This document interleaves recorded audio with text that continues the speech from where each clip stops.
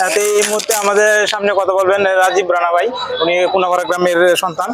আসলে উনি আশা করি যে ওনার চাওয়া পাওয়া এবং ওনার মতামত তুলে ধরার জন্য আহ্বান জানাচ্ছি। জি, আসসালামু আলাইকুম।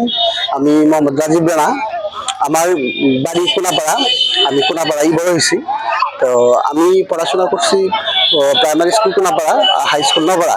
তো নপাড়া হাই স্কুলে পড়াকালীন সময়ে আমাদের যে পরিমাণ পরিশ্রম কিংবা কষ্ট হয়েছে, দেখা যাচ্ছে আর একটা গুদারা ফেল করলে 1 ঘন্টা সময় লাগতো পুরা। তো ওই চিন্তা করে আমাদের চলাফেরা করা হতো কিংবা যাইতে হতো স্কুলে। কোনাপাড়া মানুষ হাইটে ফলাফান এই 4-5 কিলোমিটার হাইটে এই হাই স্কুলে যেত।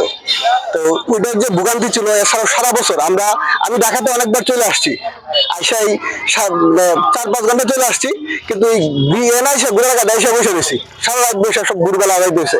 এরকম বহুতবার অনেকেরই এই ঘটনা ঘটছে, শুধু আমার একার না। তা আমাদের সকলের প্রত্যাশা, সকলের দাবি বৃষ্টিটা খুব দ্রুত হবে। তা আমার যতদূর ধারণা বৃষ্টিটা খুব দ্রুত হয়ে যাবে, কারণ এর আগের বারে হিসাব হয়তো বা এই কাজটা এইভাবে করে নাই মনোযোগ দেওয়া। আর আরেকটা সমস্যা হয়েছিল, একটা বীজ করতে গিয়ে আরো 2-3 বীজের টানাটানি করে। এটা একটা বড় সমস্যা আমার কাছে মনে হয়েছে আর কি। নাহলে বৃষ্টিটা খুব দ্রুত হতো, যদি মন পেকে যাইতো কোনাপাড়া কিংবা কারোর মানুষ, তাহলে বৃষ্টি খুব দ্রুত করা সম্ভব ছিল। আজকে আমরা এই গুপ্তবাজারে যে আসছি, এরকম পরিবেশ মনে আমার কাছে ওইখানেও হইতো। বীজের পার্শ্ববর্তী এলাকায় এই কোনাপাড়া বীজের পাশে এরকম পরিবেশ, মানুষ বসে থাকতো, ঘুরতো।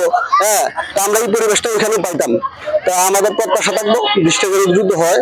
হ্যাঁ, সকলের কাছে এই একটা দাবি যে যার যার জায়গা থেকে যার যদি ক্ষমতা রাখে বৃষ্টি করে দেওয়ার জন্য, ওই এলাকার মানুষের উন্নয়নের জন্য রাস্তাঘাটটা হয়তো অনেক উন্নয়ন হতো। ওই এলাকাটা অবহেলিত রয়েছে শুধু একটা বীজের কারণে। তো ধন্যবাদ, সবাই ভালো থাকবেন। আসসালামু আলাইকুম। ধন্যবাদ রাজীব ভাই কুনাপাড়া বীজের